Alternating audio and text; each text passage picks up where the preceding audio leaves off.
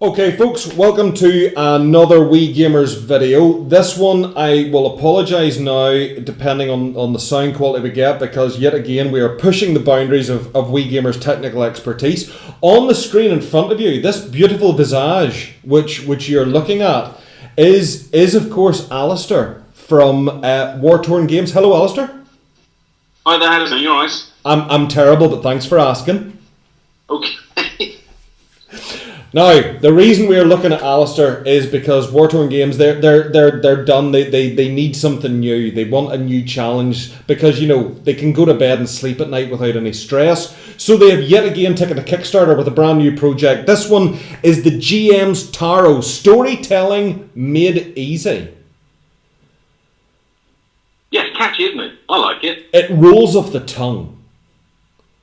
Yeah, I'll tell you what doesn't roll off the tongue is when you're talking about the spec of the cards. Now, I had no idea that it was so difficult to say. I'm just going to see if I can find it. Where are we? 305 black cord. See, it's difficult to say. Black cord cardstock. Try saying that quickly. It doesn't work. No, because it's likely to come out and sound like something rude. Yeah, well, exactly. That's what I was worried about. Yeah. But yes, what we've basically done, it's a little bit of a departure, because the last time we spoke, it was all about demonic entities invading London and being shot at a lot, which is always fun. Oh, absolutely. So I've had a bit of a change of pace. I've relocated. I've moved away from London because, frankly, it's horrible. And I've come home to Cornwall, which is a much nicer place to be. And I've reconnected with a couple of my old mates, and we still like the same things, which is basically sitting around of an evening and setting the worlds to right, slaying a few dragons, and just generally role-playing. But we've kind of had the same kind of epiphany moment as we had with Wartorn, with Infernal, in as much as we're getting quite bored with the way that things are going with the current state of gaming, so we thought we'd see if we could do something. So, as all things start with us, it started with a few drinks. We came up with the idea of doing a new role-playing system, which will be generic in its scope and will basically let people play any kind of game they want to with it. And we're going to do something a bit different with that. We're actually going to give it away for free, but don't tell anyone, because that plan may change. I'll say to nobody. I'll not mention it. Not a word. And the basic plan is to do bolt-on bits that then go with it. So the working title is the gaming engine, and the thing is then you can kind of hang a Infernal style cinematic Call of Cthulhu game on it, or you can go to do a space opera, or you can go and do a generic fantasy.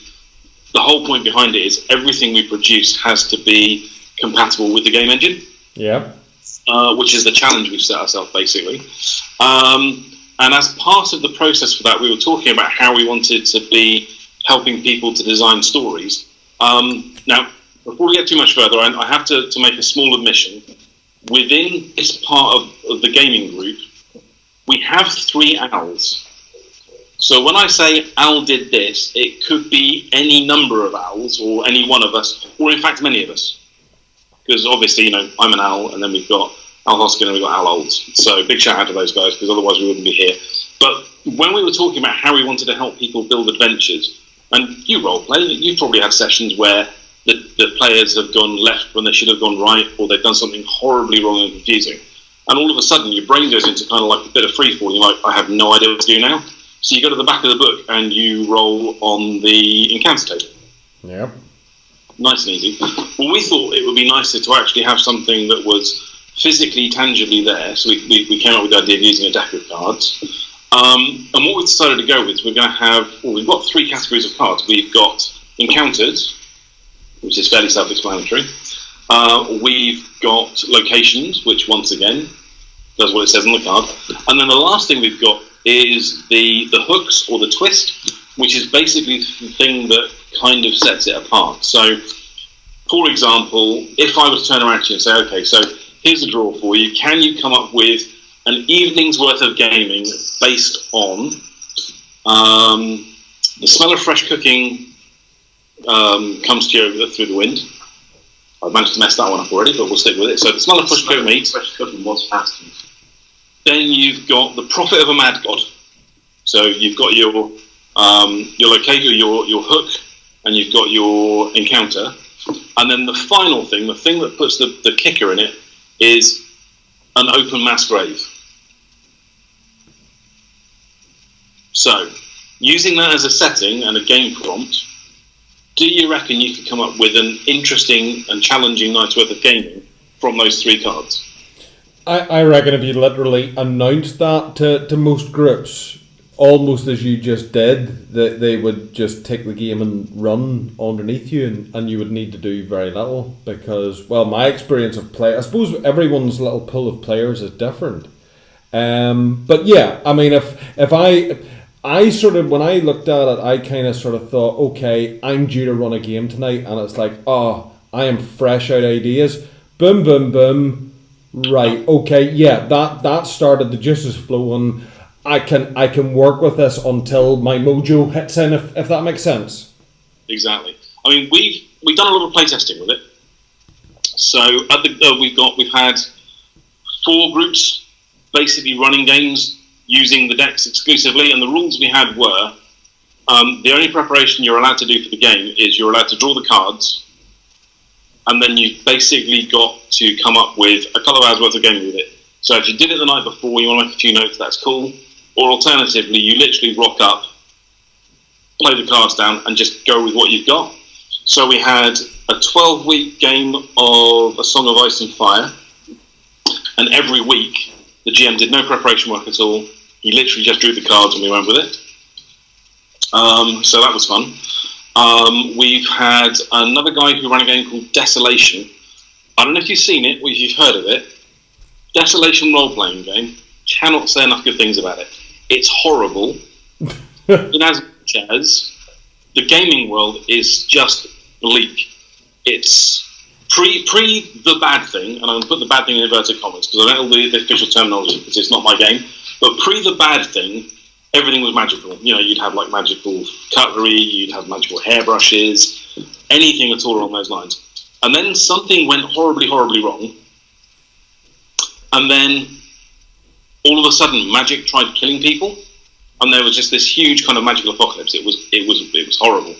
And we basically had one of the owls who was GMing us, and he seems to like GMing as a way of basically venting his frustration with life and getting his very stressful day job out of the way. So you're in a really grim environment, you're in a really unpleasant place, and the setting I've just given you, Prophet of a Mad God, Open Grave, that kind of thing, that was the game that he ran. And in the game, because it deals with such dark topics, cannibalism is a thing. Everything in the game, every living being has a nutritional value. So, you know, when you're dealing with that kind of a background and then you've got this kind of thing that comes up, it really gives you some stuff to play with, which is great.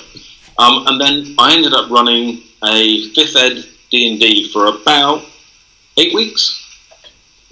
And sorry, I was just asking the guys because I don't remember how many weeks it was. Now, it was unusual for a D&D game in as much as it only had players who were playing rogues, so a little bit of departure already. We only had 2 combats out of an 8-week D&D game. Now, you play D&D, that's very unusual. Yeah. And it was all based on a single draw of 3 cards, and then we just ran with it. So it's basically there if you want to be doing, I don't know, let's say your GM's had a problem, he can't turn up, you want to do a game on the fly, you can do it, it's good for pickup games. The other thing we used it for, which is really clever, is we used it for precognition. So somebody turned around and went, I'll do a future during, and we're like, oh crap, because normally that upsets everything, because normally speaking, when you do that kind of thing, you end up giving away plot. Well, actually, you don't have to. Just draw a couple of cards and go, well, this is what we're looking at, this is the thing we're talking about. Here you go. And then all you need to do is make a note of them and incorporate them into the story moving forward. So it just helps you, you know, tell a story without having to spend a huge amount of time doing a massive amount of prep on it. Helps by the sounds of things. It sort of primarily helps cope with the unexpected, copes with a bit of a dead end maybe in a story, or on an off night for the GM. But where do you see it as a prompt for the new GM? Is is it as easy as that, or do you see this more as something for somebody or a group who kind of know what they're doing, or is this still going to be as useful, do you feel, for somebody who's literally gone, role playing, I like the sound of that? Well, to be fair, the people who GM'd for the test group, certainly, we've had a really big cross-section of GMs, so we've had a couple of really experienced guys who just ran with it, and because they knew how it was supposed to work, they took to it like a duck to water, whereby a couple of the guys who've been GMing with it haven't been GMing very much, and they've had quite inexperienced groups. And they found it quite helpful as well. So, cool. You're going to have to take my word for it. We didn't pay them. We haven't bribed them. We don't have any incriminating photos of them doing anything strange. No. That's unusual. Yeah, I know. I normally like to hedge my bets, but in this case, we decided to roll with it. But no, it's it seems to work. I can say nothing. Rumbling from the back there. So yeah, that's pretty much it. Now, the initial Kickstarter pledge is for the general deck. And what we decided to do with this one is when we get to certain thresholds, we're going to unlock other environment types. So when we hit 200, we're going to unlock the wilderness specific deck. And then when we hit 400, we're going to unlock the urban specific deck. So the general deck will give you a really good cross section, so you can definitely game with it. We did the maths the other day. Some of the cards have got 2 options plus the title. Others have got 4 options on it plus the title. So generally speaking, you've got 190,000 different combinations. Wow.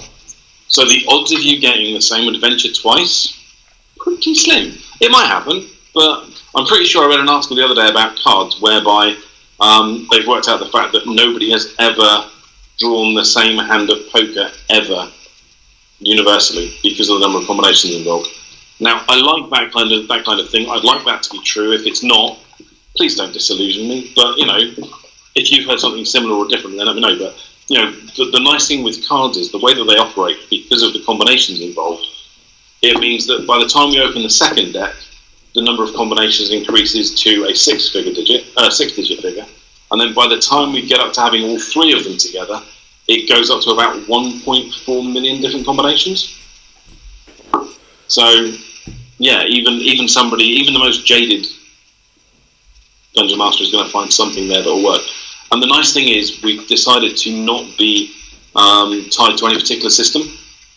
So it's I think the term that Al number 3 came up with is that's you.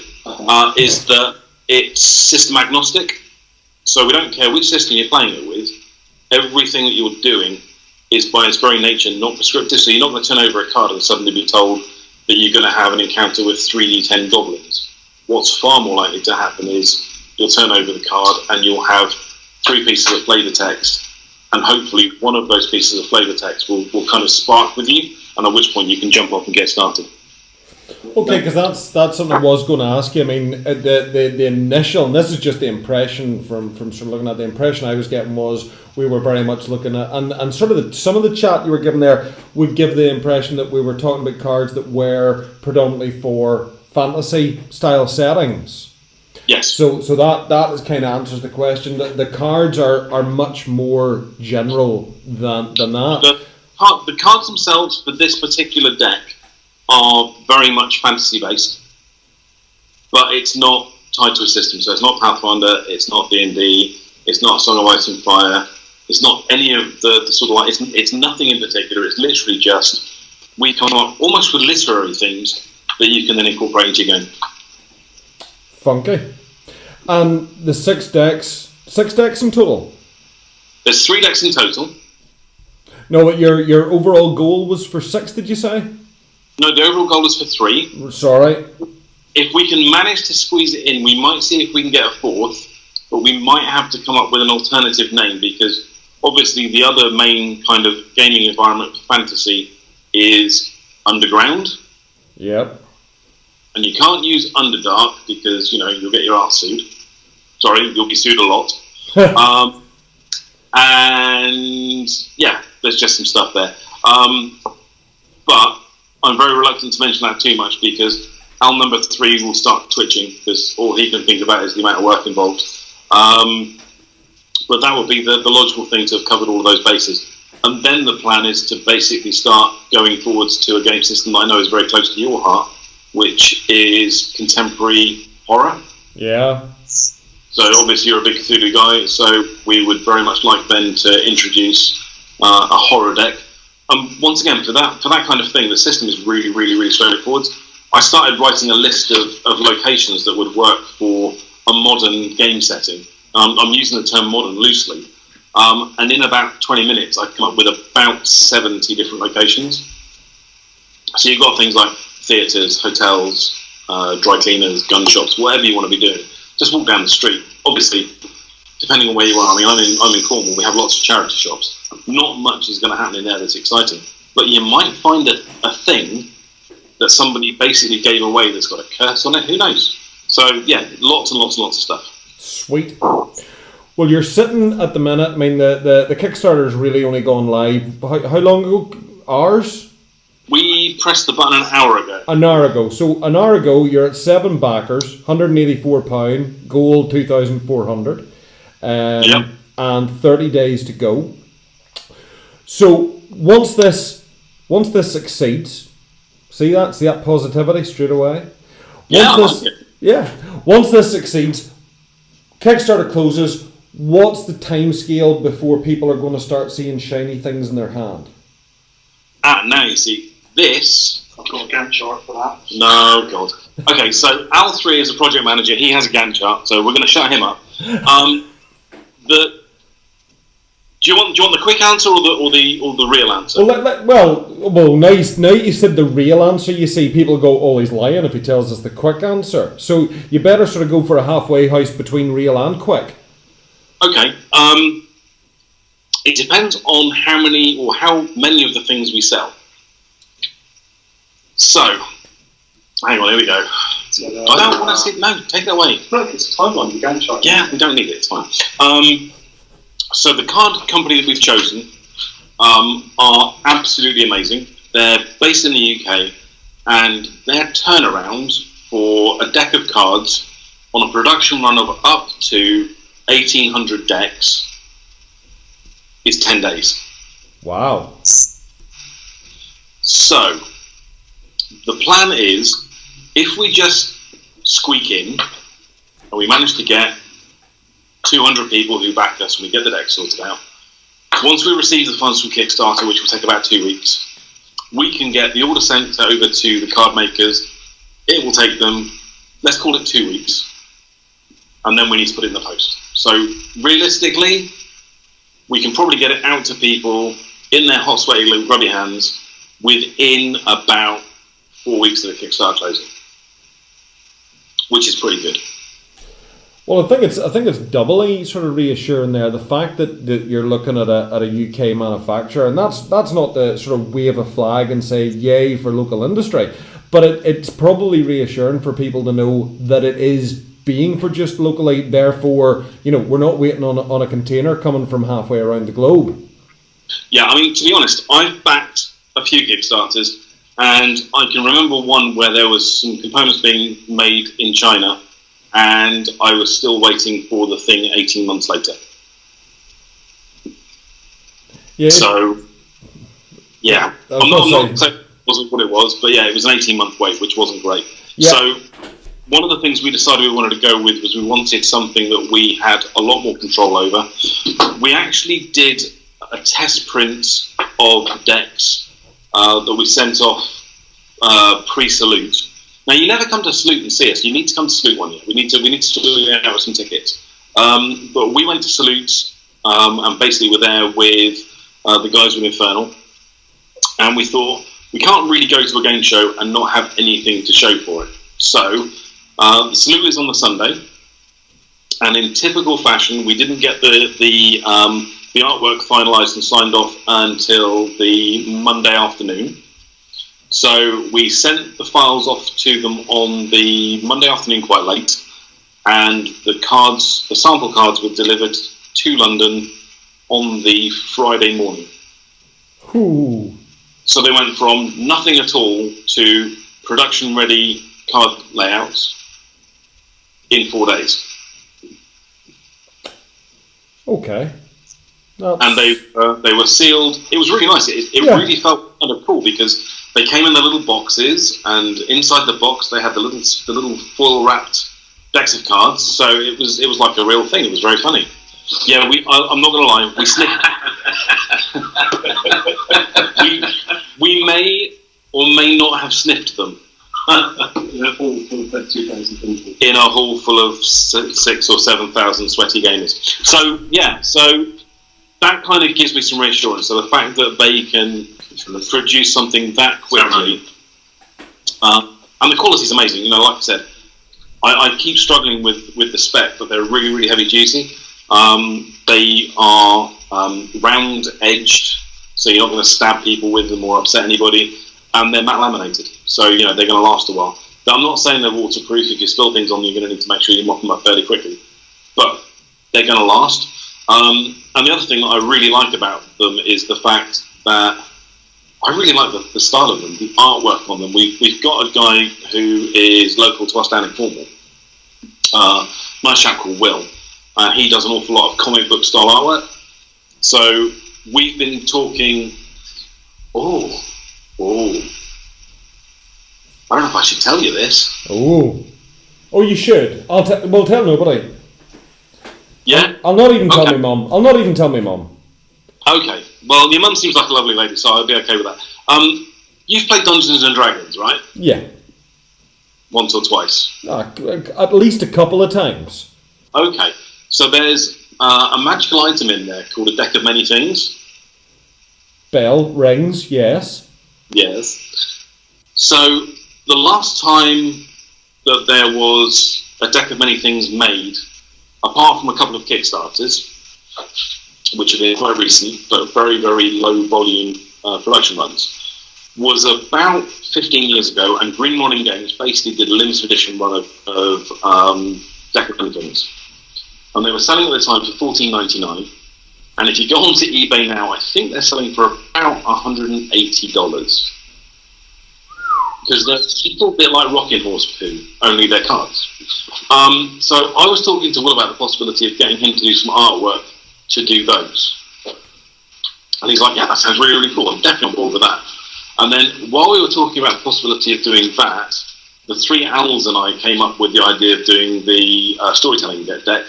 And he did all of the logos and icons for us. So yeah, that's kind of where we are with that. So that's one of the other projects that's coming up. That's the deck of things. I don't know if that's on the list. Is that on the list? It's on the list. Yeah, it's on the list.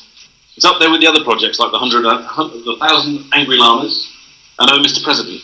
And the Enigma deck. No, that's the Enigma deck. All right. You've got terrible handwriting. I got it wrong as well. But yeah, so it's very early days.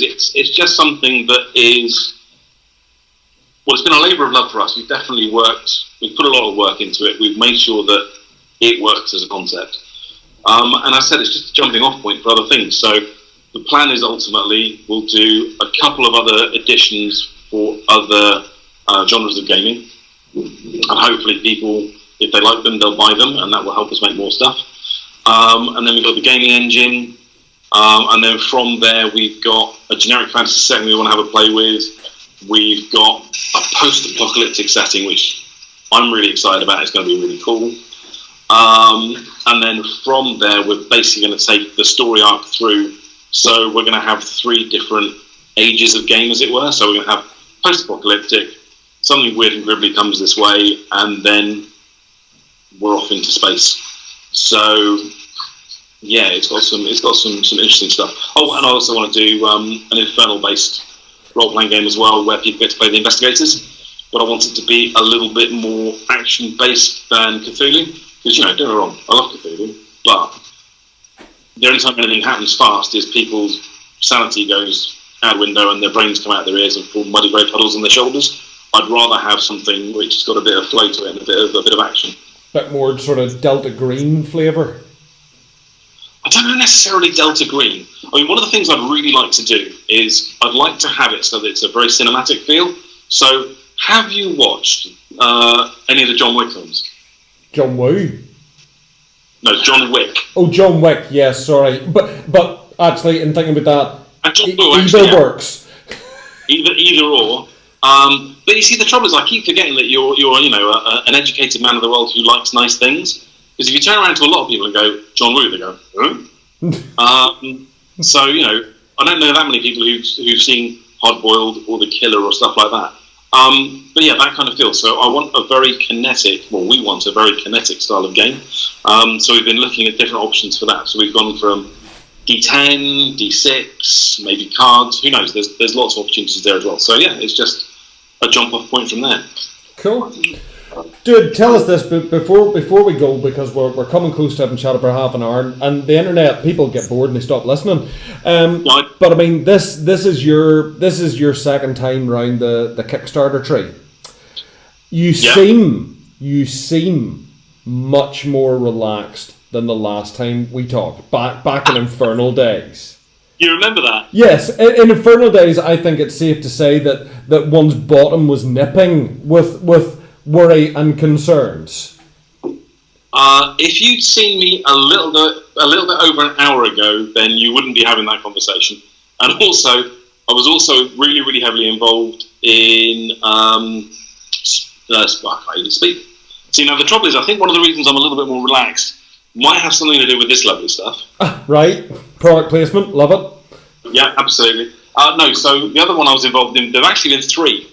And they are getting progressively easier, but I have been a miserable git all week this week, just in case it goes horribly wrong. Tell us about it. So, yeah.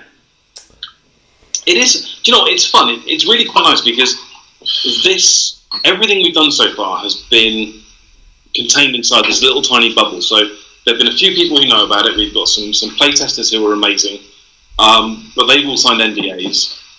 We've been talking to people within the industry that we know and we get on with, and they've obviously agreed to keep it quiet. And it's one of those things, until you actually press the button and people who are outside of your circle see it, it might be one of those things like you turn around and you do smart work and you bring it home and you go, it's amazing. Actually, it's not. It looks like roadkill. And until you put it out there and people get a chance to have a look at it, because you've been looking at it for so long, it might be good, it might be terrible, you just don't know.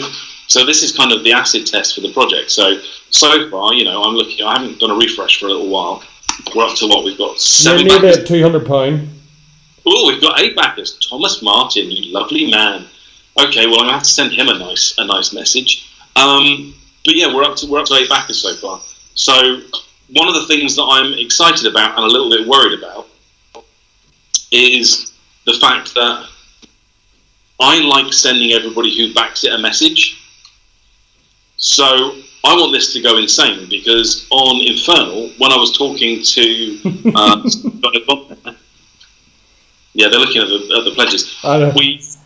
We had a guy called Wouter who came on board, who's a guy from Belgium, and it was amazing. I could put up a post, and I could almost set my clock by him. It's like 20 minutes later, I would get about 15 different questions come back on the FAQs. So it got to the point where I was actually addressing him in the updates. And we talk now. And, he's relocated to Australia. He's still involved in gaming. It's really, really good. So I'm actually really looking forward to starting to have conversations with so many people that I've never met before in my entire life. We've got some amazing sounding people on the thing so far. There is a guy from... Hang on, where are we? I want to make sure I get this right. There's a guy from Singapore. He looks cool. We like him. We've got a guy that I was working on a project with for Maelstrom's Edge. I know he's cool. He's now a doctor of astrophysics, so he's always good for a chat. So yeah, I'm looking forward to it. This is the other thing that I quite enjoy, because I am sure that there are people that backed Infernal who will maybe have a look at this, just because it might be something they might be interested in and they might give it a go as well. So. Yeah, no, definitely. I mean, it looks pretty. It's got the right kind of shine. If it saves you time, since we've had this conversation, you don't need to message me when I back it. And the only reason I haven't backed it whilst we're actually talking is because I don't keep my card details stored in Kickstarter. So I have to. It stops me. It stops me with the Kickstarter disease. It's the only way I was able to beat the Kickstarter disease. But you've had the message come through, right? Oh yeah. So, Yeah, because I asked you a question earlier, and instead of answering, you just sent me a link. Yeah. Well, I wasn't sure if you'd seen it or not yet. Some people aren't very good at picking up all the messages. Oh, now, one of the things we need to talk about really, really quickly, I know we've kind of quested the half-hour mark. You have. The plan is, we get to 200 backers, we open up another deck, at which point people will then be able to add £6 to their pledge amount and get the Wilderness deck. Yep. They're getting it half price. That's nice. When we get to 400 backers, we unlock another deck, and people are going to add that to their pledge for £6. And that's one of the reasons why we haven't done the posts and packaging on it just yet. Because if it goes nuts and we get to the point where we've opened up all 3 decks, actually the prices for posters is going to change a little bit. Yeah. So, yeah, we're really excited. I want to be at the stage where I have to make the guy at the post office cry. That is my goal. I basically want to turn up with a huge bag full of envelopes and just go, there you go, I've already preloaded them all onto the system. Can you post these for us, please? And just have like 2 or 3 bags coming in. That is my goal. Would it not be even more fun just to ride down with all the packets and go, I'd like to post these, please? Can you weigh each one now individually and price them? And I need a receipt for each parcel? No, because we did that with Infernal, and the guy in the post office actually looked like he was going to cry. So I don't want to do that too much, but I want to have the guy looking scared. When we did Infernal, so the Infernal boxes we did, they were what? They were 4 inches by 2 inches by about 8. So they're fairly big boxes. Yeah. And I turned up with, those really big blue kind of IKEA bags. Yep. I had 12 of those full of boxes. So it was literally a case of going to the car. I put money in the meter outside the post office and just kept bringing bags in. And every time I brought a bag in, he was like, "And you're done now, right?" I'm like, "Almost." And then we'd go out and get another couple. So yeah, that's what I want to do. I want to basically confuse the living daylights out of an aging post office worker in Cornwall whose only real challenge up until this point has been trying to explain to a dribbly old man like my granddad that actually the post office isn't open when it's dark out. I want it to be a culture shock. I want it to be something interesting. By the same token, you're yet again, you're helping local business. The post office is struggling, and there you are doing your bit. They should give you a T-shirt or a cap. Well, I don't know. I'm still in shock and envy of your T-shirt. So, you've upped the game. The best one I've got up until this time has been, I'm not always sarcastic and rude. Sometimes I'm asleep. So, see, yeah. I that one would work for me as well. Yeah. Well, I'll tell you what, you try and find me one of those, and I'll try and find you the same one as I've got. I can do that. Right. Done. Right. There we go. That's a deal. Perfect. All right. Well, I'll not ask you on camera what size you need, because, that would be impolite. Yeah, it would be. It would be. It's extra large. I'll hold off until the Kickstarter ends before I send it to you, and then I can save on the postage. Absolutely. Now I have to back it. Damn, he's seen through my plan. Just for that, I'll get the club to order like a copy each. Awesome. That'll do. To the one address. Perfect. Yeah, that's fine. Yeah. Don't mind doing that. You can wrap them in a T-shirt. Exactly. Right. We should end it there. As we sit, I'm just going to do a quick refresh anyway. I wish I could do mine now, because then I could go, we're over 200. We're not. We're still at 196. But for just over an hour live, that's not a bad starting block. Well, the thing is, as I said, this time round we didn't. So there's this thing called GDPR that basically means you can't send out unsolicited emails from a business anymore. So we haven't been able to do that. We've just been basically relying on sending out messages to people on Facebook. And it's Friday night, so we probably should have waited really for a Sunday. But you know what? This is cool. It means that this isn't going to go out for a while, is it? So I'm safe. So the father-in-law has come down from London for the weekend. And I've basically used this as an excuse to not go out for dinner with him. We're streaming live, dude. Fuck. Well, it's out there now. So anyway, it's a love. We're not really. You're all right. That's a technological leap too far for me yet. Oh, okay, that's cool. But yeah, so the fact that he's down this weekend is obviously the gift that keeps on giving. So I figured if I could have a reason to not have to go out anywhere, then it will work for me. So yeah, this is totally cool. It's work. It's legitimate. I mean, you know, when a Kickstarter's live, you shouldn't really leave that room or that seat for 30 days. Well, the conversation I had with my partner was, darling, I'd love to come out for dinner with your father, but unfortunately I've got to work. I like it. You look convincing. I'm convinced. Well, there you go. That's it. She seems to be convinced because I didn't get the stink eye when she left, and she's been gone for a couple of hours, so I think I'm in the clear. Right, 30 seconds before you go, you're on the bus, you're heading down the road, little chap or little lady sitting beside you, and she goes, oh, that's nice, you make games, oh, you've got one on the internet, oh, I'd love to buy it, but I don't know anything about it. You've got 30 seconds to sell it to her. What would you say? For this particular No, she's getting up already. She's reaching for the button. You hit me with the elevator pitch, but you haven't told me you're going to do it. Okay. Okay, you need to buy this because you don't have to do any work. You can literally draw 3 cards. It will give you an idea for a game, and you can run with it from there. There we go. Folks, you've heard it from Al. Nobody anymore. Nobody in that room sure which one's doing the talking. Guys, listen, the best of luck with it. We'll keep an eye to it. You're now over the £200 mark. Awesome. You're at 208 with 9 backers. We will be keeping a close eye on it. We'll do our best to share it and pump it out there. And we'll obviously try and get this bid up as quickly as we can for you as well. Awesome stuff. I really appreciate it. It's always good having a chat. What we'll do is when we actually get ready on the other stuff, we'll have to let you know. So many things, man. Seriously, so many things. Well, one step at a time. That's the road to success. Dude, if you could see me, I'm waving at you. Have a good night, and you boys make sure you get to your bed at a sensible time too. Will do. Thanks, mate. Have a good one. Bye-bye. Cheers. Cheers.